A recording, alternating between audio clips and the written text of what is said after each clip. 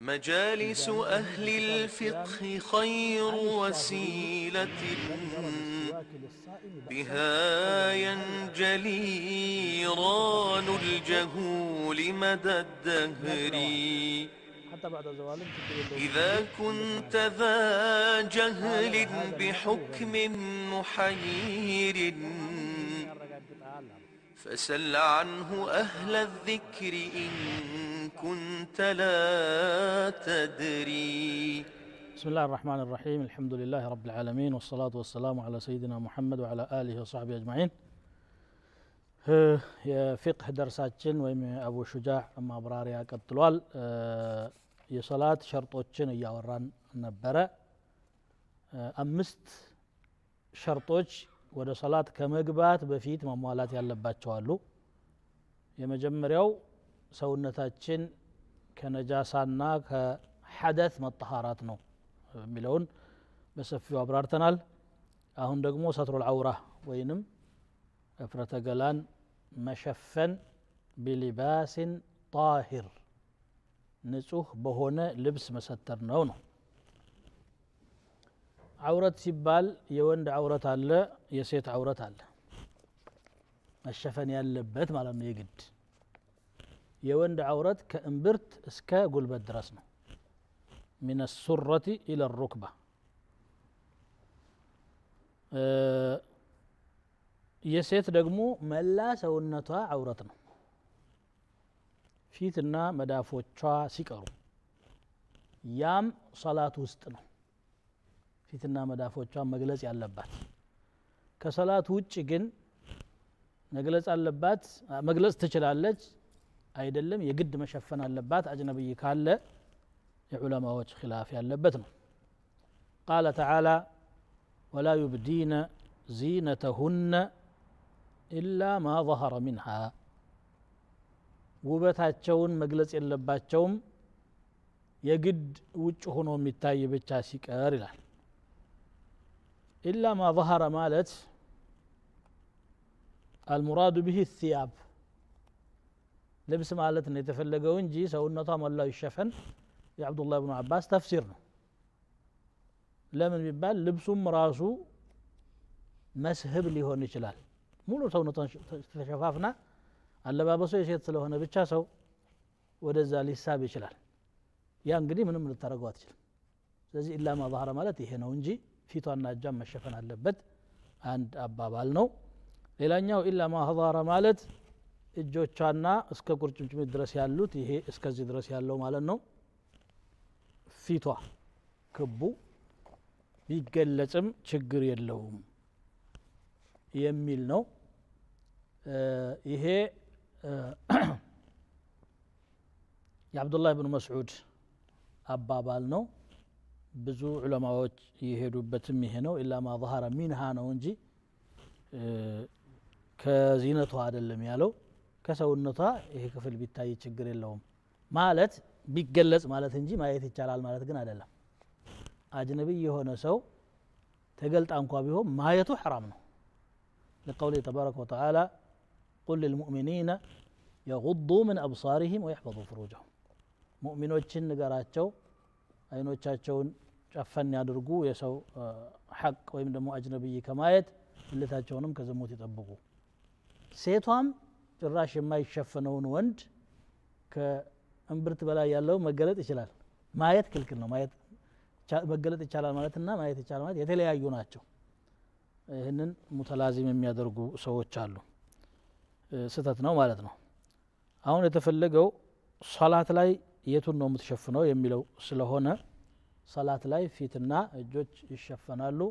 አጅነብይ ካለ እሱም ጭምር ፊትና እጆች ይታያሉ። አጅነብይ ካለ እሱም ጭምር መሸፈን አለበት የሚሉ ዑለማዎችም አሉ፣ የሚያይ ካለ ማለት ነው። እስተሩ የተሻለ መሆኑ መቼም አንድና ሁለት የለውም። روى الترمذي وحسنه عن عائشة رضي الله عنها قالت قال رسول الله صلى الله عليه وسلم لا يقبل الله صلاة حائض إلا بخمار. የወር አበባ የምታይን ሴት ሶላት ጉፍታ ካለበሰች በስተቀር አላህ ሶላቷን አይቀበልም። ከላይ መሸፈን አለባት ማለት ነው። የወር አበባ የምታይ ያለው አካለ መጠን የደረሰች ለማለት ነው። المراد به المرأة البالغة ይላሉ እንጂ በወር አበባ ላይ ያለች ማለት አይደለም መቼም ይሄን የሚረዳ ሰው የለም አንዳንዴ ዝም ብሎ የሆነ ነፍስን ሲሰሙ ባልሆነ መልኩ ይረዱና ሰዎች ወዳልሆነ ውጤት ይደርሳሉ አንዱ እንግዲህ ዒልም ነገር ነቅል ያስፈልገዋል በነገራችን ላይ እንደው ኑክታ ልንገራችሁና ቋንቋ አውቃለሁ እያሉ የሚገቡ ሰዎች አሉ አረበኛ ስለሚያውቅ ብቻ ቁርአንና ሱና የሚገባው ይመስለዋል ከባለሙያው ሳይማርና አንዱ ብድግ አድርጎ ሐዲሱን ሲቀራ غسل يوم الجمعة واجب على كل محتلم የሚል ያያል ጁምዓ ቀን መታጠብ ሙህተሊም በሆነ ሰው ላይ ዋጅብ ነው ማለት ነው እሱ ሙህተሊም የሚያውቀው በህልሙ ግንኙነት አድርጎ ፈሳሽ ያፈሰሰ ማለት በሚል ነው የሚያውቀው እንዴ ጁምዓስ ባይሆን ድሮስ ሊቀርለት ነው እንዴ ብሎ ተናገረ አለኝ አንድ ጓደኛ ሙህተሊም ከሆነ ጁምዓ ቀን ብቻ ነው የሚወጅብበት አለ ግን ሙህተሊም ማለት ምን እንደሆነ አልገባውም እዚህ ቦታ ላይ አካለ መጠን የደረሰ ማለት ነው አሁንም ሰላተ ሐኢድን ሲባል ሐይድ ላይ ያለች ማለት አልተፈለገም صلاة من من شأنها أن تحيض لأنها كانت بالغة أكال متن بمدرسها حيض متاي هناجن السيد صلاة الله يقبل من جي بصلاة جزيكو خمار بتلبسكو صلاة إيه لازم بحيض جزي خمار قرطو فلق بتلبس لا يقبل الله صلاتها وروى البخاري عن عائشة رضي الله عنها قالت لقد كان رسول الله صلى الله عليه وسلم يصلي الفجر فيشهد معه نساء من المؤمنات متلفعات في مروطهن فجر يسجدوا نبرا እዚያ فجر صلاة ላይ ሙእሚን የሆኑ ሴቶች ይሳተፉ ነበር በማቅረቢያቸው ወይም በጉፍታቸው ተጠቅለው ثم يرجعن الى بيوتهن ما يعرفهن احد ማንም ሰው ማውቃቸው ሆነው ወደ ቤታቸው ይመለሱ ነበር ስለሚሸፋፈኑ ወይንም ቢገለስ በጨለማ ስለሚሰገድ መለየት አይቻልም እቺ ገሌት ናት ማለት ነው ሶላት ለመስገድ ልብስ መልበስ ሸርጥ መሆኑን ቁርአንም አመልክቷል وهو قوله تبارك وتعالى وثيابك فطهر ልብስህን አጽዳ ልብስ መልበስ የማይቀር ነገር ነው ግን የሚለበሰው طهارة መሆን አለበት ማለት ነው وفي حديث خولة بنت يسار رضي الله تعالى عنها أن النبي صلى الله عليه وآله وسلم أتت النبي فقالت يا رسول الله إنه ليس لي إلا ثوب واحد عند جرك بتشان يالني وأنا أحيض فيه السلة بالشيء وما حيض مثل فكيف أصنع انديت لا درك ستل قال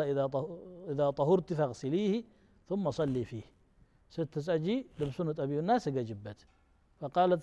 فإن لم يخرج الدم دمك لبس لايك هل توجد الساعة فما تب ما يوجد بطني طيب فتر لا قال يكفيك غسل الدم ولا يضرك أثره ደሙም ማጠብ በቂ ነው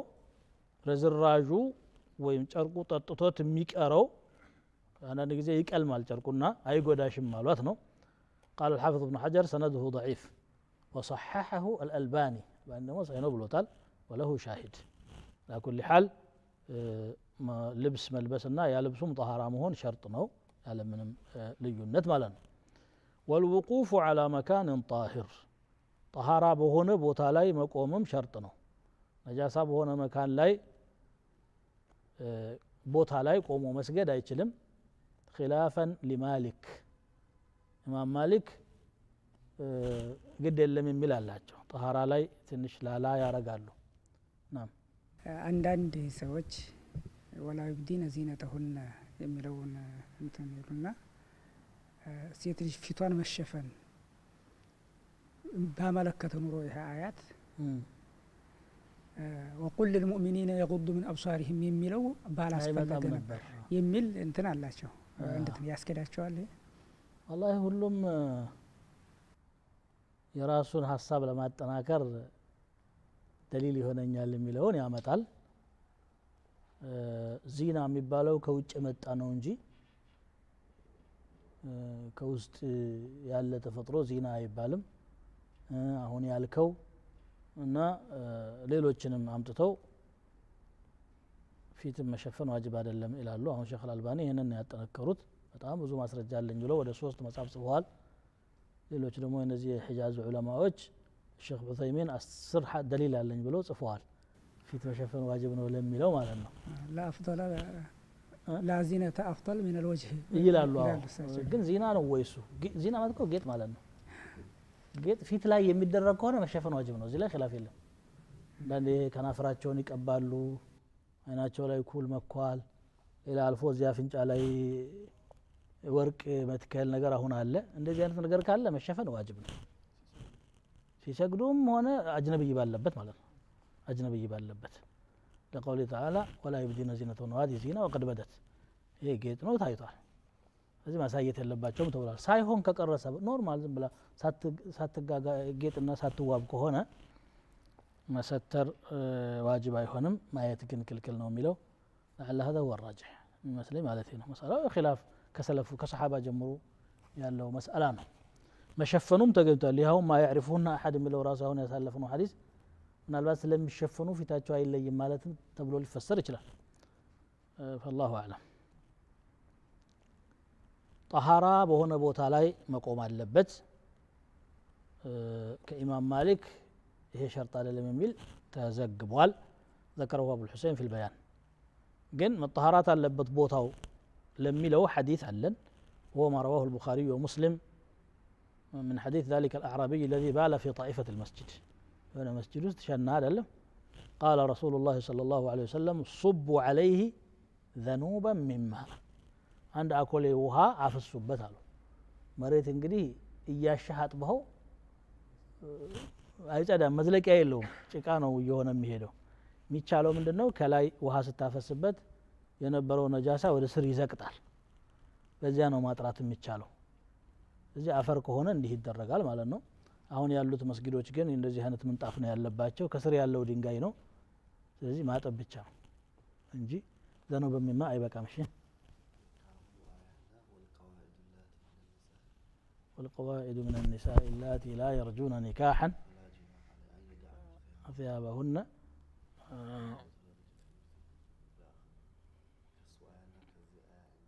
መሸፈኑ ይወጅባል ከሚለው አንጻር ነው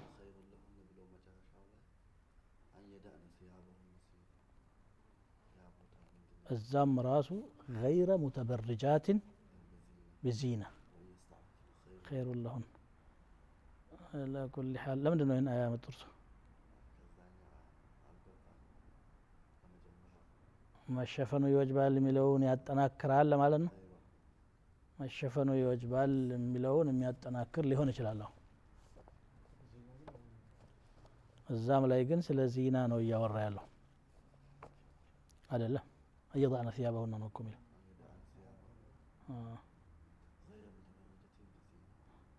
በዛ ተበሩጅ ካደረጉ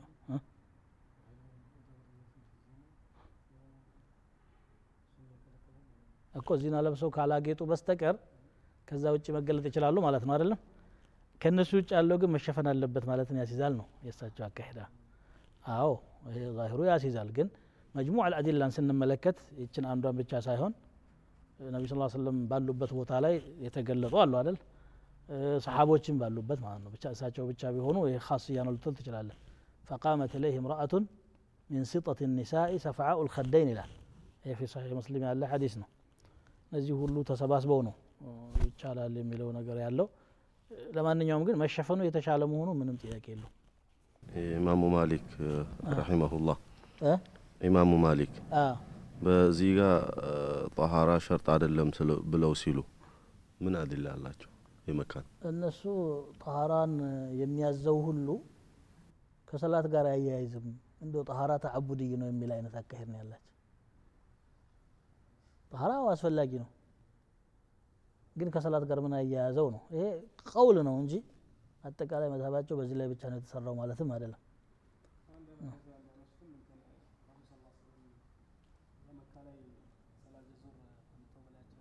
አስቀመጡ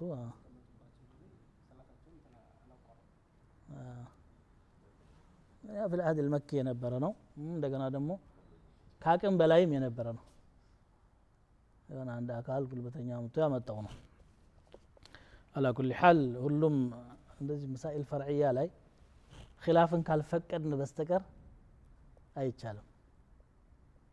ብለን ምን መርጣቸውን አቋሎች ብቻ ማለት ያስቸግራል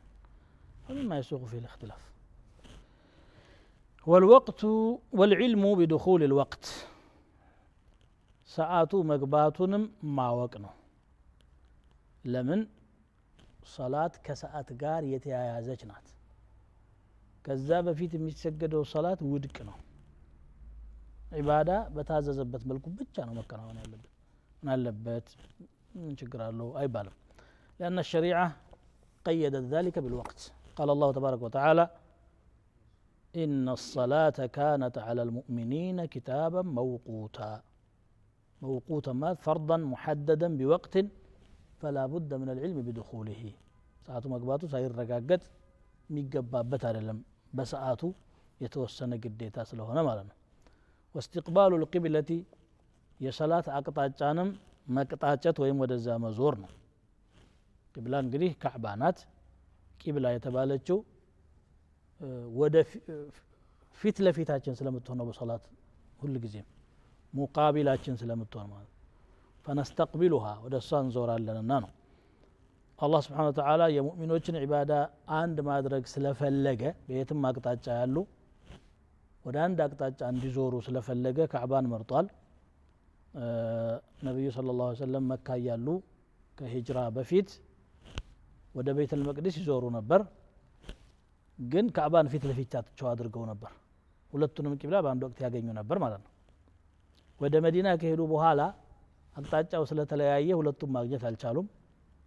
የቀደምት ነብያት ቂብላ ደግሞ ያብዛኛዎቹ ቤተል መቅደስ ስለነበረ ወደዛው 16 ወር ሰገዱ 16 او 17 ይላል 16 ከመናምን ማለት ነው ከዛ በኋላ ውስጣቸው ግን ጉጉት ነበረው ወደ ካዕባ አላህ ያዞራቸው ዘንድ قد نرى تقلب وجهك في السماء በሰማይ አቅጣጫ ፊትህ መዘዋወሩን በርግጥ እያየን ያለነው فلنولينك قبلة ترضاها የምትወዳትና የምትደስትባት ወደ ሆነችው ቂብላ እናዞርሃለን فولي وجهك شطر المسجد الحرام ፊትህን ወደ መስጂድ الحرام አዙር وحيث ما كنتم فولوا وجوهكم شطره አላቸው የትም ብትሆኑ ወደዛ ዙሯል ከዛ በኋላ ያው የሙእሚኖች ሶላት በአጠቃላይ ወደ አንድ አቅጣጫ ሆኗል ማለት ነው ويشترط استقبالها في حق القادر مثل سو ማንኛውም ወደዛ መዞር ሸርጥ ነው لا في شدة الخوف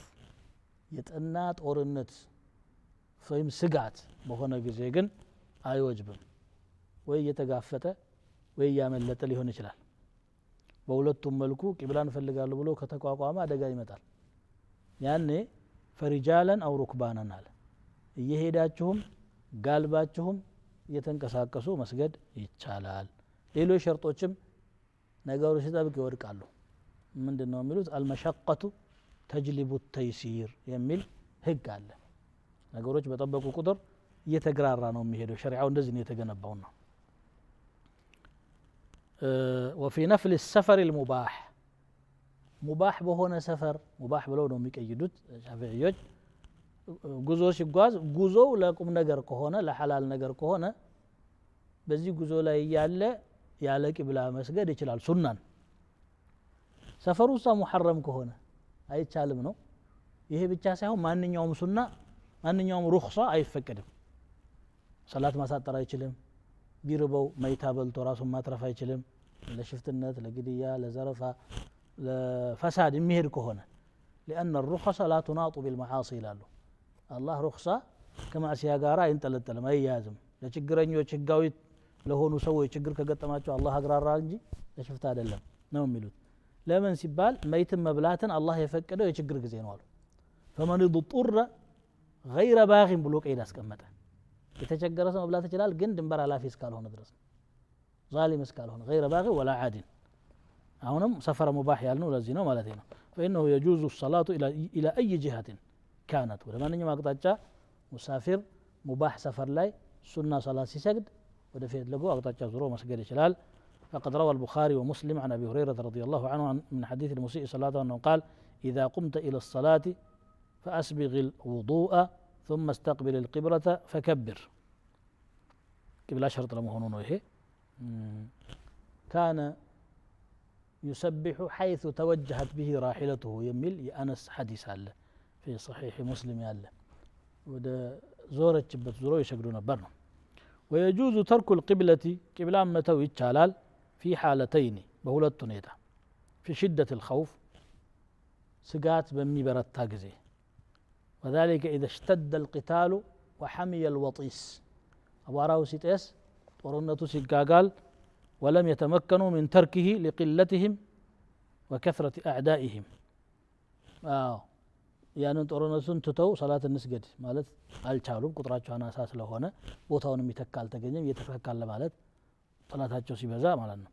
أو اشتد الخوف ولم يلتحم القتال ስጋቱ ጨምሮ ነበር ግጥሚያ አልተጋጠሙም ولكن لم يأمنوا من أن يركب العدو أكتافهم ኋላ እየሰገዱ ትካሻቸውን እንዳይዛቸው ማመን አልቻሉም ያንንም ይችላሉ እየተንቀሳቀሱ ዘብ እየቆሙ ግራ ቀኝ እያዩ መስገድ ይችላሉ ማለት ነው ቂብላን ትተው فحينئذ ينقسمون ويصلون حسب الإمكان እንደ ተቻለ በጀማዓ መስገድ ከተቻለ ሰላት الخوف የራሱ ከይፍያ አለው አለዛም ፉራዳ በተናጠል ሩክባናን ጋልበው ومشاة በእግራቸው ዙረው እየሄዱ ومستقبل القبلة وغير مستقبليها قال تعالى فإن خفتم فرجالا أو ركبانا بايهون ساعتان ማሳለፍ አይችሉም አየ ሱብሃንአላህ የሰላት ነገር መጥበቋ እዛ አንገት እየተቃሉ እንኳን እስቲ ለሌላ ጊዜ አይባልም እነ ሰላት ጋር ምክተው መቆተን ነው እኛ በትንሹ ነገር ነው አይደለም ሰላት ሰው የሚያሳልፈው ቢዚ ነኝ ይላል ምንድነው ያንተ ቢዚ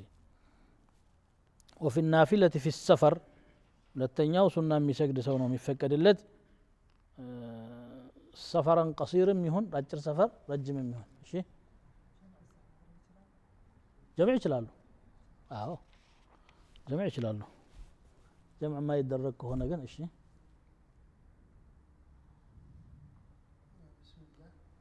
إن الصلاة كانت على المؤمنين كتابا موقوتا كهونه أو لمثال ببزات الزاغر وسط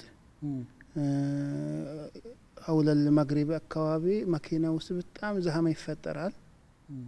بزان ساعة أقوموا مسجد አይችልም ሰዓቱም ደግሞ እየወጣ ነው መግሪብ ሰዓት አጭር ነው እንደተባለ ከሆነ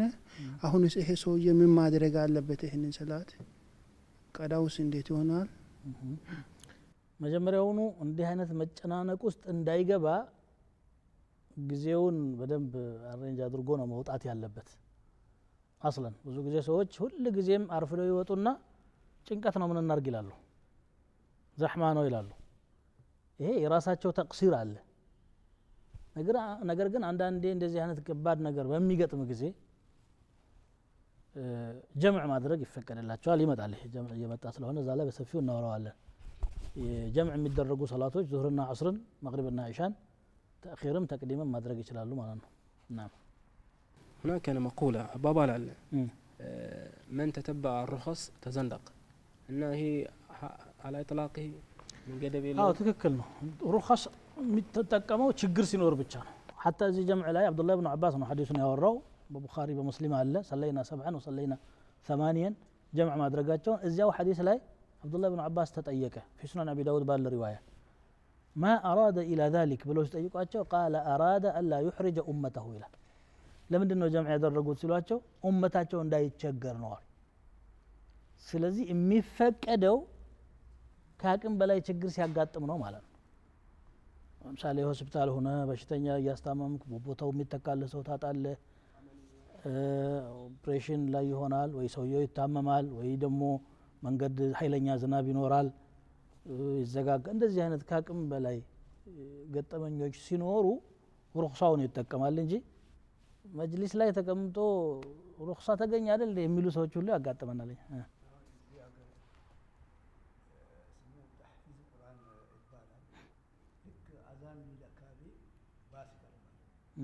በዛ ሰዓት ይረከባሉ ممكن ኢሻ የደረሰበት አካባቢ ነው ተውሲዳው የሚያደርሱ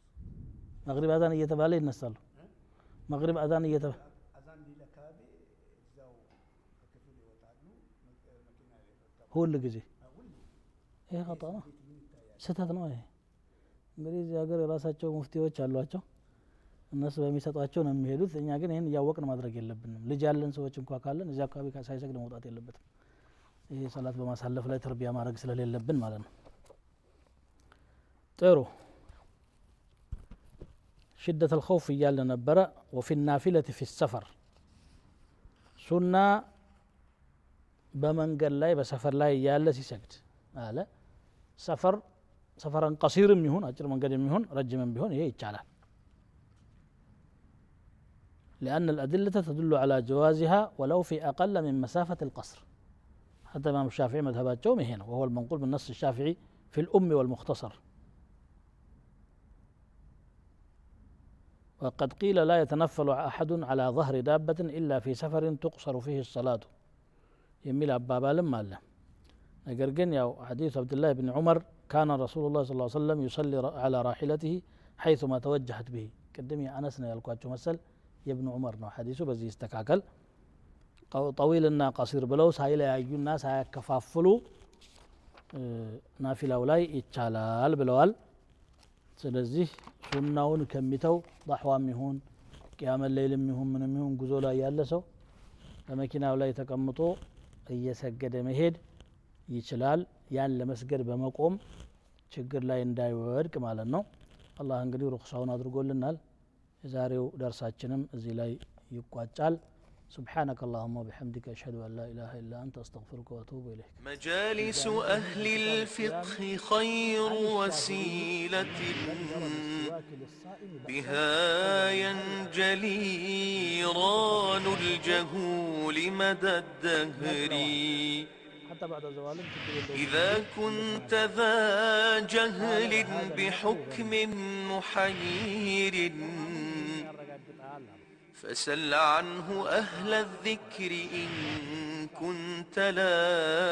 تدري.